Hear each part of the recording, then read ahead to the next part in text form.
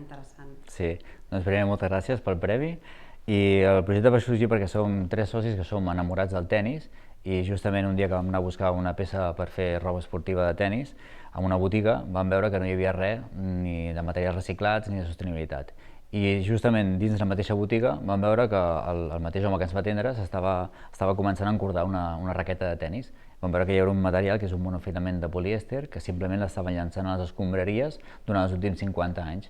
Llavors aquí va néixer la idea de reaprofitar aquest material d'un sol ús i transformar-lo en un nou polímer, en nou fil textil i a més fer unes peces tècniques per a la pràctica esportiva del tennis. I aquestes peces són a més reciclables de manera infinita, ja que les hem fet de monomaterials i les podem recol·lectar fàcilment en els clubs de tennis quan acaba la seva vida útil.